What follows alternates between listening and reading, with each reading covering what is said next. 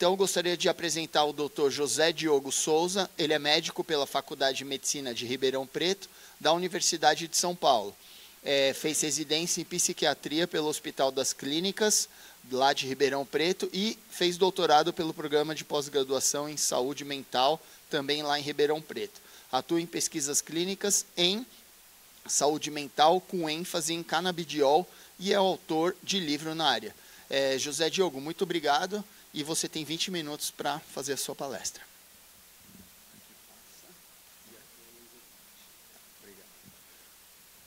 Obrigado, João, pela introdução.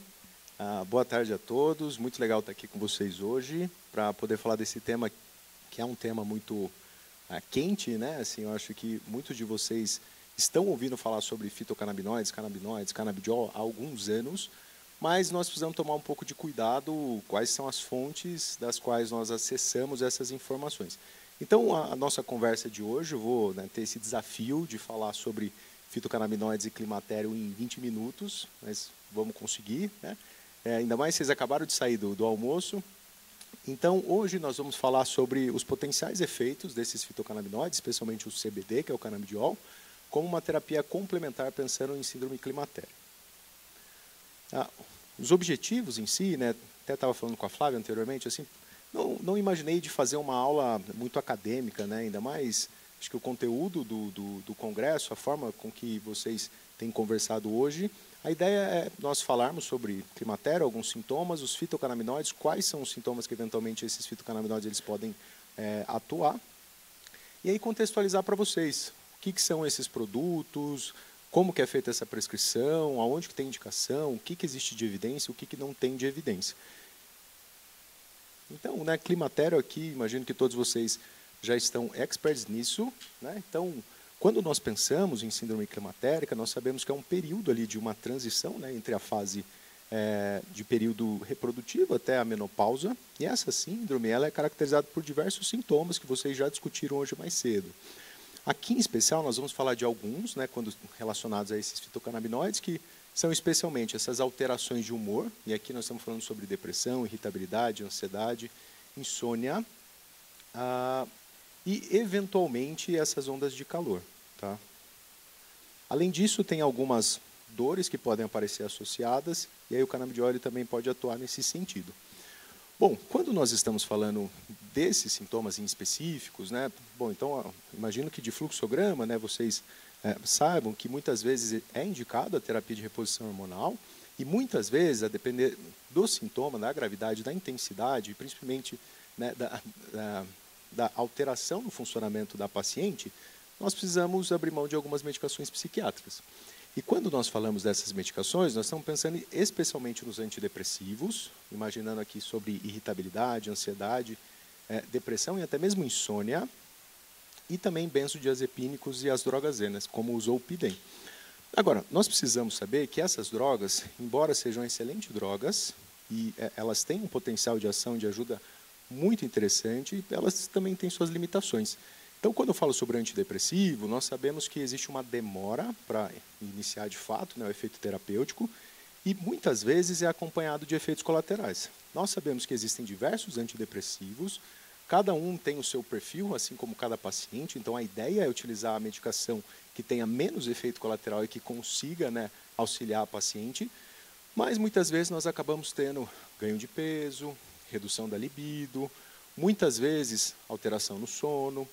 E aí, quando nós pensamos nos benzodiazepínicos e nas drogas Z, nós sabemos que pode existir tolerância e dependência. Ou seja, à medida com que eu faço esse uso mais recorrente, eu acabo utilizando mais essa medicação e quanto mais eu uso, mais difícil é de eu tirar. É nesse sentido que novas abordagens terapêuticas são bem-vindas. E é aqui que nós começamos a falar sobre os fitocannabinoides.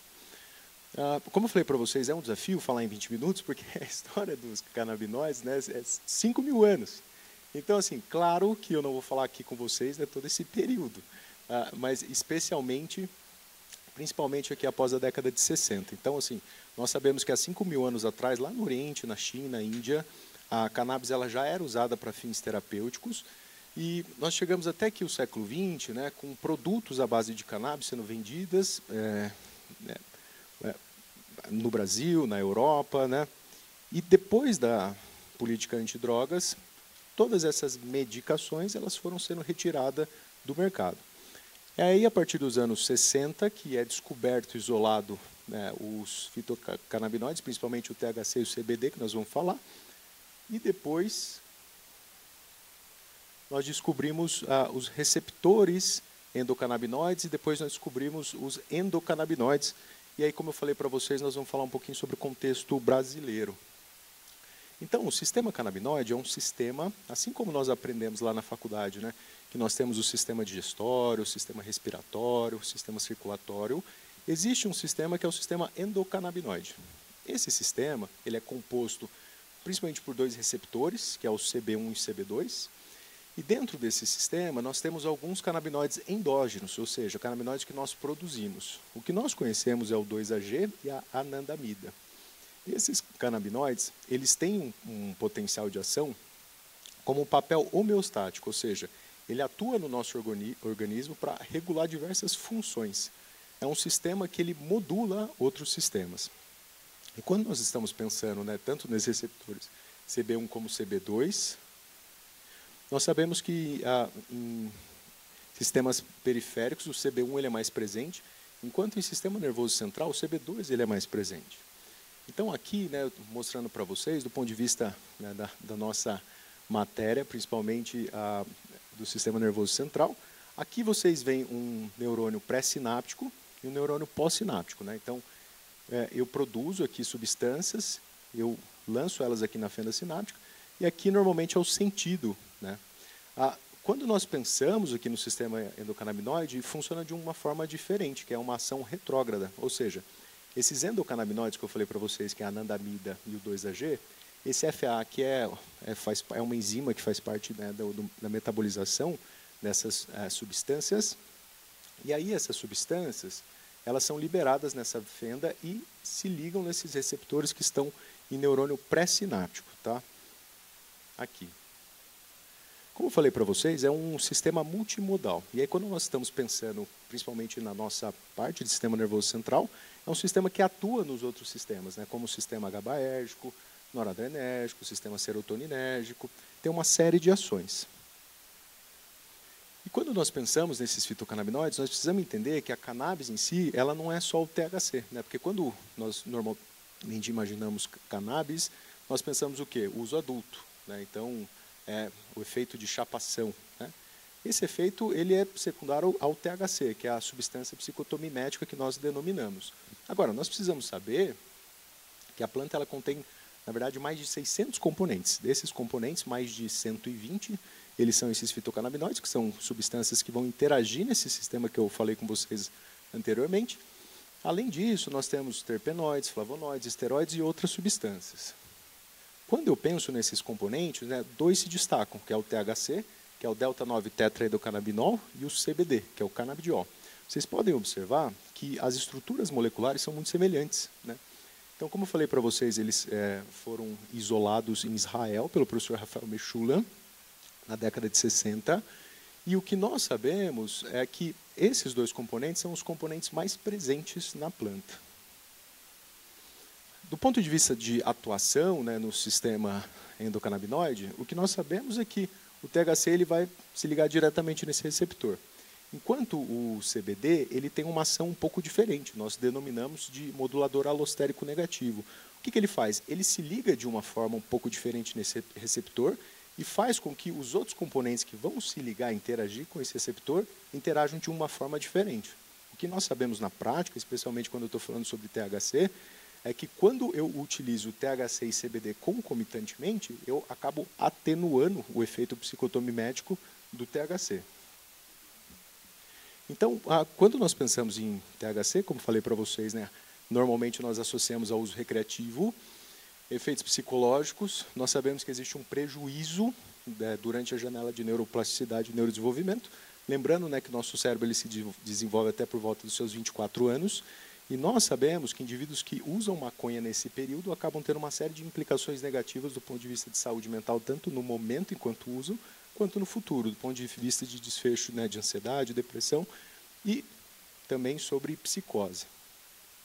Quando nós pensamos na atuação do ponto de vista médico, O THC ele tem um efeito denominado efeito paradoxal, ou seja, quando eu utilizo o THC em uma dose maior, ele funciona como THC. Quando eu utilizo ele numa dose menor, ele funciona como se fosse um CBD, ou seja, doses maiores eu tenho um efeito ansiogênico. Eu fumo maconha, eu fico ansioso. Agora, se eu uso uma dose muito baixa, normalmente associada ao CBD, isso na verdade reduz minha ansiedade. E do ponto de vista de evidências, nós sabemos evidências de ação anti-inflamatória, analgésica, relaxante muscular, hipnótica sedativa e antiemética, utilizado já desde os anos 80 nos Estados Unidos e em Israel. Quando nós falamos sobre o canabidiol, que é a substância que mais se fala nesses últimos anos, e de fato é a substância que nós mais estudamos, né? Lembrando que o CBD ele não tem um efeito psicotomimético, como o THC tem. Tá? E falei para vocês que quando eu uso os dois concomitantemente, ele acaba reduzindo esses efeitos indesejados para algumas pessoas, né? Para outras não, são efeitos desejados, do THC. Quando eu falo sobre as evidências, nós temos diversas evidências, cabe ressaltar aqui que grande parte dessas evidências são de estudos pré-clínicos, tá? Mas eu preciso ressaltar isso que, apesar de que eventualmente nós não tenhamos evidências para algumas condições, não significa que não funcione, mas sim que as evidências estão sendo construídas. Ação anticonvulsivante, ansiolítica, analgésica, hipnótica, anti-inflamatória, neuroprotetora e antipsicótica. Agora, ação anticonvulsivante é a única evidência robusta que nós temos relacionada ao CBD. Então, o que nós sabemos é que o CBD isolado, ele tem uma evidência, né, para 3 síndromes epiléticas raras da infância, como terapia complementar, ou seja, é o uso add-on. Eu mantenho os anticonvulsivantes e eu introduzo o CBD. Tá? Por que eu falo isso para vocês? Porque, eventualmente, dependendo de onde os nossos pacientes acessam as informações, eles acham que você pode colocar o CBD e tirar todas as outras medicações, tendo um super impacto, né, na qualidade de vida do paciente. Agora, o sucesso do CBD no tratamento de epilepsia pode predizer também um sucesso para outras condições médicas? E aí aqui que eu acho que começa um pouco da nossa conversa. Assim. Esses daqui são alguns alvos moleculares do CBD. Tá? Então, quando eu estou falando... acabei de falar que eu não ia falar muita coisa acadêmica, né? Eu faço esse slide aqui. Mas quando a gente está falando do ponto de vista da saúde mental, eu acho que é importante a gente entender que o CBD ele não interage só no sistema canabinoide, principalmente no receptor CB1. Ele também interage com outros sistemas, como o sistema serotoninérgico, que é no receptor 5-HT1A, relacionado à ansiedade, relacionado a medo, relacionado ao humor. Além disso, ele interage com outros receptores. Aqui, para nós, né, nós temos algumas ações, como eu falei para vocês, de ação ansiolítica, antidepressiva, antipsicótica, neuroprotetora. Antipsicótica aqui também. Acho que não está apontando aqui. E aqui, antiparkinsoniano. Agora, quando nós pensamos, né, na história de como essas evidências elas foram surgindo, eu gosto de trazer esse slide, porque a primeira evidência do CBD com essas propriedades foi feita aqui no Brasil. Né? O professor Zuardi, ele estava na Escola Paulista de Medicina, fazendo o doutorado dele, e esse estudo é um estudo muito interessante, que possivelmente, se ele fosse feito hoje, o Comitê de Ética jamais aceitaria esse estudo. Né? Foi feito no laboratório de psicofarmacologia, psicobiologia, e o indivíduo ele vinha e ele utilizava um suco de laranja e um comprimido. Esse comprimido podia ser um diazepam ou placebo, e esse suco tinha placebo, CBD, THC e CBD com THC. Agora, nessa época, nós não sabíamos exatamente qual que é a quantidade tóxica de THC, de CBD, né? E aí, na ocasião, foi utilizado 0,5 miligramas por quilo de THC. Ou seja, uma pessoa que tem 80 quilos utilizou 40 miligramas de THC. É uma dose muito alta. Ou seja, 2 indivíduos tiveram quadros psicóticos, transitórios, né? Melhoraram. Mas qual que foi a questão? Ele observou que os efeitos da maconha, como alguns desses que a gente está falando, né, sobre uma sensação subjetiva de passagem do tempo, taquicardia, sedação, paranoia, ansiedade. quando eu utilizava só o THC, eu tinha muito mais sintomas do que quando eu utilizava o THC com o CBD. Tá? E aqui o CBD ele foi utilizado 1 miligrama por quilo. Quando eu penso em ansiedade, eu tive muito mais ansiedade só com THC do que comparado o THC com o CBD. E psicose, mesma coisa. Ou seja, a primeira evidência, né, de um componente ali ansiolítico foi feito aqui. E digo mais, só 20 minutos de aula, né, mas a primeira evidência de ação anticonvulsivante também foi aqui no Brasil, o professor Carlini, na Escola Paulista de Medicina, nos anos 70. Tá? Aqui são uma série de estudos que nós temos relacionados à ansiedade. Não vou falar sobre todos eles, mas aqui é interessante mostrar para vocês uma revisão sistemática e meta-análise que saiu há uns 3, 4 meses atrás. E essa revisão é interessante, por quê? Porque ela mostra que existe um tamanho de efeito interessante. Né? Então, o tamanho de efeito, o que é? Eu estudo uma droga ali naquela amostra e depois eu faço um cálculo para entender o tanto que essa substância ela pode, de fato, ajudar a população. Teve um tamanho de efeito interessante, né? Então, assim, mostrando aí um caminho para utilizar o CBD com ação ansiogênica. Bom, agora, avançando um pouco, eu não sei se vocês já ouviram falar sobre isso, efeito entourage. O efeito entourage é uma hipótese teórica feita pelo Rafael Mechoulam, aquele mesmo professor que isolou, né, os fitocannabinoides, que ele falou assim, olha, a minha impressão é que esses canabinoides, quando eles atuam isolados e quando eles atuam juntos, existe alguma sinergia aqui. Então, ele recomendava utilizar produtos que tivessem outros fitocannabinoides. O que é muito difícil, né, do ponto de vista de farmacologia, de você estudar esses produtos, porque são tantos componentes que é muito difícil você entender o que cada um vai interagir. Agora, quando eu penso sobre o efeito entourage, o que nós sabemos é todos esses componentes que nós temos aqui, de fato, eles podem interagir. Lembra que eu falei para vocês que o CBD ele pode atenuar o efeito do THC? Essa é uma sinergia, essa é uma interação. Mesma coisa, o THC ele se liga muito melhor no receptor CB1, então ele potencializa o efeito do CBD. Essa é uma sinergia. Agora, fazer uma avaliação de 600 componentes, né, o que um interage com o outro, muito difícil. Tá? Mas eu coloco aqui, só para a gente tomar um pouco de cuidado, porque por volta de 2018, principalmente nos Estados Unidos, e lá o canabidiol é vendido como suplemento alimentar, diferente aqui do Brasil, existia uma forte propaganda dizendo que eu tinha compostos full spectrum, que esses eram os melhores CBDs. A gente não sabe disso. Né? Então, como falei para vocês, as evidências estão sendo construídas. O que é um produto full spectrum? Aqui eu vou mostrar para vocês esses nomes, que a Anvisa ela não acata esses nomes. Depois eu conto um pouco. Mas são os produtos que vocês vão ver lá fora, ou até mesmo aqui no Brasil. Assim. Quando eu falo sobre isolado, eu estou falando de um único componente, normalmente é o CBD. Quando eu falo sobre o full spectrum, eu estou falando de um produto que tem CBD, THC, os outros fitocannabinoides e os outros componentes, como terpenoides e flavonoides. E quando eu falo sobre o broad spectrum, eu tenho todos esses componentes, com exceção do THC. Essa é uma revisão que nós fizemos, narrativa, do que nós temos hoje na literatura, mostrando eventuais sinergias, e o tanto que a gente, de fato, pode falar ou não sobre esse efeito. Se vocês precisarem, vocês me avisam, eu consigo mandar para vocês depois. Cannabis medicinal e CBD são as mesmas coisas? Aqui é o termo que a Anvisa ela acolhe, que é produtos à base de cannabis. Tá?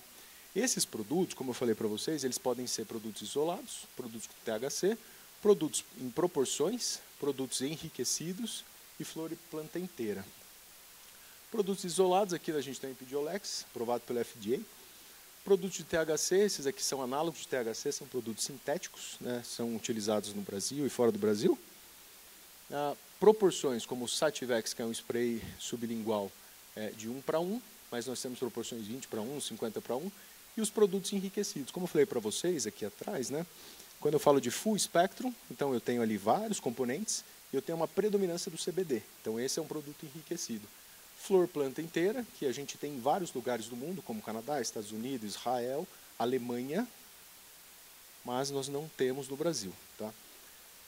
Então, pensando aqui no Brasil, o que nós sabemos é, os produtos, eles vêm da droga vegetal e aqui eles vão virar duas coisas, o fitoterápico e o fitofármaco. O fitofármaco é o produto isolado com alto grau de pureza. E o fitoterápico são os extratos. Lembra que eu falei para vocês que a Anvisa em si ela vai falar sobre produtos à base de cannabis. Mas esse é... Foi 5 ou falta 5? Do ponto de vista de segurança, essa é uma revisão que nós fizemos sobre o CBD isolado. Nós sabemos que de fato é um produto seguro, tá? Mas dependendo da dose que a gente usa, tem algumas precauções. Então, normalmente o que acontece são efeitos gastrointestinais, principalmente na introdução. Quando eu falo do isolado, eu acabo tendo mais efeito colateral do que comparado com os extratos, e depois até comento o porquê disso. Mas quando eu uso principalmente outras medicações que possam interagir com THC, principalmente quando eu estou pensando em anticonvulsivantes, altas doses, eu posso ter uma alteração das enzimas hepáticas. Então, eu preciso fazer uma avaliação desse paciente antes de começar e depois que eu estabilizo a dose, outra avaliação laboratorial. Aqui eu não vou me estender muito, mas é um guia da Austrália, que os produtos lá são diferentes, porque eles acabam utilizando mais THC do que nós utilizamos aqui, mas quais que são as questões? Então, assim, muita coisa ainda está por vir. CBD e THC, o CBD ele parece ser mais seguro, mais tolerado. Quando eu penso em produtos que têm um THC, nós temos aí algumas condições, algumas populações especiais que nós temos que ter cuidado, como, por exemplo, crianças, gestantes, eventualmente idosos, pessoas que têm algum quadro psicótico ou que têm algum parente de primeiro grau com quadros psicóticos ou doença cardíaca. Desafios, né? Então, essa semana eu atendi um paciente, ele caso novo, paciente grave, usuário de maconha, fuma maconha todos os dias, 8 anos de história, moleque voava, fazia 2 faculdades, fazia USP, fazia GV, e hoje está muito disfuncional. Eu falei assim, o que me ajuda é o canabidiol. Poxa, que legal. Qual canabidiol que você usa? Eu falei, cara, eu compro esse daqui de uma ONG, o pé de saci. Não é possível. Esse não vai ajudar, né? Então, tirei esse canabidiol e coloquei um canabidiol que eu conheço. Por que eu estou falando isso assim? Porque tem várias ONGs, tem vários lugares que você consegue acessar esses produtos, mas a gente não tem noção do que tem lá dentro, quantidade. E muitas vezes, no intuito de ajudar, eu posso prejudicar meu paciente. Tem um relato de caso que nós fizemos, uma menina de 8 anos, alguns anos atrás, que ela tinha epilepsia. No intuito de ajudar, a mãe foi lá, comprou esses produtos caseiros, a menininha ficava com o olho vermelho, não prestava atenção na aula, ficava rindo dos desenhos, e a gente viu que ela estava intoxicada. E estava tendo ainda crises. Nós trocamos por um canabidiol isolado, e aí ela deixou de ficar intoxicada, deixou de ter crise, e funcionou bem. Então, assim, esse é um dos maiores desafios. Além disso, muitos produtos que são vendidos como o canabidiol, nem tem canabidiol lá dentro. Falei para vocês que, diferente de um fármaco, o suplemento, ele acaba tendo uma avaliação rigorosa menor. Então, lá nos Estados Unidos, tem uma análise, se eu não me engano, de 10 produtos, e desses 10 produtos, a grande maioria não tinha fitocannabinoides. Então, assim, precisamos entender quais que são esses produtos que estão sendo utilizados. Bom, terminando um pouco aqui, eu acho que a ideia é mostrar que nesses últimos anos tem aumentado muito os estudos, tanto de cannabis quanto de canabidiol. Evidências e uso. Eu gosto de apresentar essa matriz aqui, porque ela fala sobre a qualidade de evidência de um número relativo de pacientes em uso. Se vocês observarem, depressão é uma das condições que as pessoas mais utilizam. Aqui eu estou falando de coortes da Canadá, Inglaterra, Austrália. E aí é interessante, porque assim, depressão, nós não temos nenhum estudo clínico com desfecho primário de depressão. A evidência está muito longe. Assim, de fato é possível, e nós observamos na prática clínica, mudança, eventualmente, no humor, na estabilização, mas a evidência em si é muito baixa, e as pessoas utilizam muito. Então, aqui é interessante da gente observar, a ansiedade é uma que está sendo construída, como eu falei para vocês. Epilepsia refratária é o que está mais em cima, mas em número de pessoas é bem menor, tá bom? Bom, avaliação e prescrição. Eu acho que a principal coisa é entender que, até lá para aquela evidência mais robusta, que é para a sua ação anticonvulsivante, ela é uma medicação complementar, a adjun, então é um adjuvante. Então, aqui não seria diferente. Quando eu estou pensando, principalmente agora aqui nos nossos casos, sobre síndrome climatérica, menopausa, eu tenho alterações de humor, eventualmente eu tenho mulheres que utilizam reposição hormonal, outras que têm contraindicação, não utilizam. tem pacientes que usam antidepressivos. O canabidiol ele entra como um composto complementar. Então, normalmente eu utilizo junto com antidepressivos. E é interessante tá, que o canabidiol, como ele tem passagem hepática, ele acaba interagindo com diversas outras medicações da nossa área, eventualmente potencializando o efeito dessas medicações. Então, tem alguns antidepressivos que nós utilizamos junto com o canabidiol e nós conseguimos reduzir um pouco a dose e manter o efeito e a melhora na qualidade de vida. O que a gente procura aqui normalmente? Melhorar esse humor, né, regular um pouco. Essa algo assim que eu ouço com bastante frequência. Muitas vezes eu nem falo isso para a paciente, mas no retorno ela volta: puxa, eu estou sentindo que meu humor está um pouco mais estável. E a gente nem tinha falado nada sobre isso. Então, do ponto de vista de qualidade de vida, a gente acaba vendo um efeito. Mas, mais uma vez, assim, tomar um pouco de cuidado, porque a evidência ainda é muito escassa. Como que é feito nessa prescrição? Nós temos algumas doses-alvos na literatura, mas muitas vezes nós utilizamos uma dose bem menor. Então, nós começamos a prescrição, uma dose baixa e vamos aumentando de tempo em tempo. Assim, quase um contato semanal com o paciente. E aí, cabe ressaltar que muitos pacientes acabam tendo benefício e outras não. E aí, quando não tem o benefício, vamos tirar. Isso acontece. Diferente de uma medicação alopática, aqui a gente não tem dose específica, cada pessoa, né, vai funcionar de um jeito, então o paciente ele precisa estar ciente disso. Do ponto de vista farmacológico, existe uma coisa que chama o invertido, que é o quê? Doses baixas não funcionam, doses muito altas não funcionam, existe uma dose específica ali para cada pessoa que vai encaixar, ou seja, eu vou aumentando, eu vou sentindo melhora, aí depois eu começo a piorar, aí eu volto aqui nessa dose. Normalmente é assim que funciona, tá? E aí, como falei para vocês, monitoramento clínico. Bom, concluindo, o CBD, né, os fitocannabinoides em si, mas especialmente o CBD, ele tem um papel aí, um possível papel para auxílio complementar de síndrome climatérica, como em algumas outras condições da psiquiatria. Agora, dose ainda é uma lacuna, a gente precisa ainda entender como que funcionam essas doses, e ainda existe uma escassez muito grande de estudos. Alguns estudos que tem são estudos transversais, eu envio o questionário e recebo. Qual que é a questão? Quando eu estou falando sobre canabidiol isolado, eu sei exatamente quanto que o indivíduo está utilizando. Quando eu falo sobre extratos, o extrato que vem lá da Suíça é diferente do extrato que vem da Colômbia, do extrato que está em Israel. Por quê? Porque as proporções são diferentes.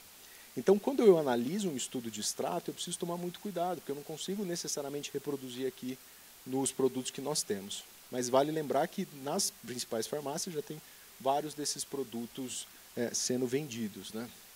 Com receita controlada, dependendo da quantidade de THC, ou receita azul ou receita amarela. Evidências estão sendo construídas, falei para vocês, né? Então não significa que eu não tenho a evidência ainda que não funciona, e saber que a demanda global pelo uso do canabidiol é muito maior do que, de fato, a velocidade com que a gente consegue entregar os dados científicos. Então, tem que tomar um pouco de cuidado com isso. Conhecimento dos produtos, né, não dá para usar o PETS assim, não tem como. E avaliar o perfil de cada componente. Esse aqui é o livro que a gente publicou no ano passado, para o clínico brasileiro, mas é um livro bem legal, assim, principalmente para quem trabalha com saúde. Um olhar bem sóbrio do canabidiol, do que funciona, do que não funciona, o que tem de evidência. Então, eu acho que, do ponto de vista de fonte, assim, é uma das melhores fontes que a gente pode ter nesse momento. Assim. Tem na Manoli e na Amazon, está mais barato. Né, se quiser. E aí eu queria terminar aqui com essa frase, né, que acho que principalmente para a gente da saúde mental faz muito sentido, desse livro aqui, que eu não sei se vocês conhecem, mas é um livro muito legal, que é o Menina, Topeira, Raposo e o Cavalo, que é uma das nossas maiores liberdades é escolher como reagimos às coisas. Ou seja, se nós conseguimos controlar um pouco essa parte emocional, qualidade de vida melhora pra caramba. E é isso que a gente precisa olhar. É isso que eu tinha que falar para vocês. Obrigado.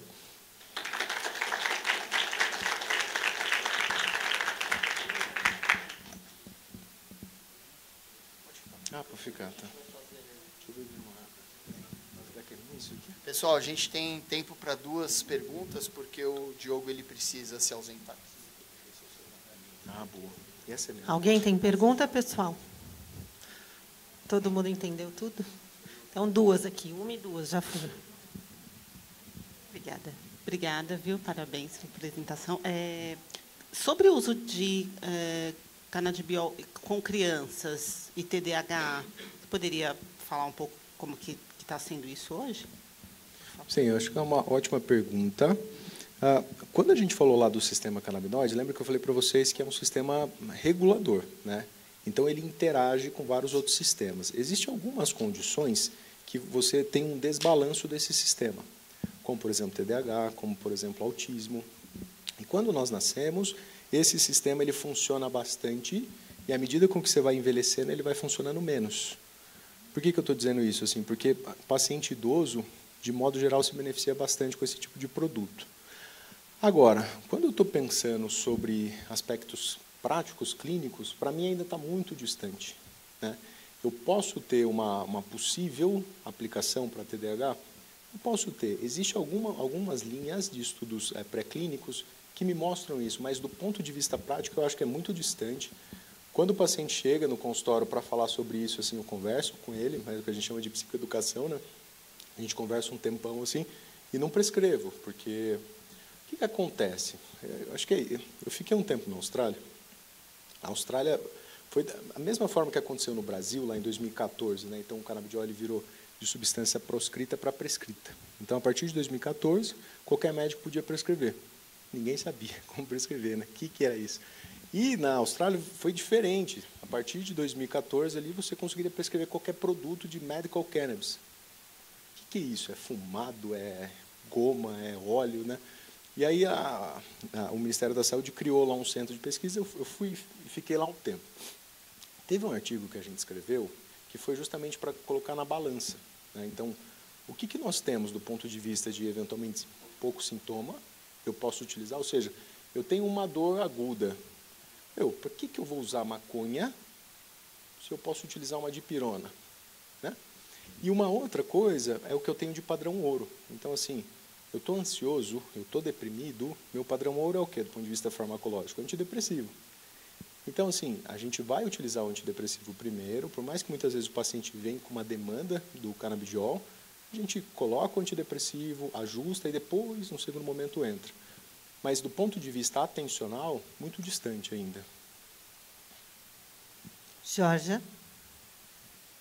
Boa tarde, parabéns aí pela palestra.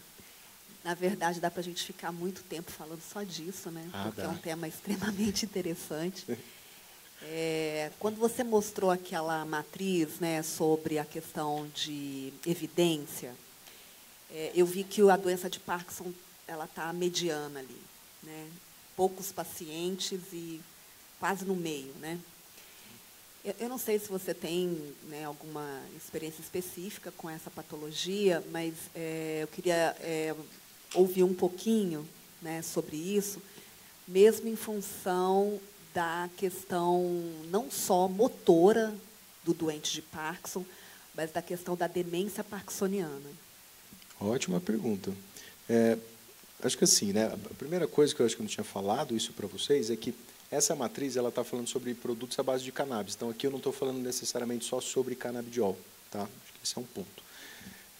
Quando eu falo sobre Parkinson, eu preciso entender que o Parkinson é também uma síndrome, né, que é formada ali pelos sintomas motores e pelos sintomas não motores.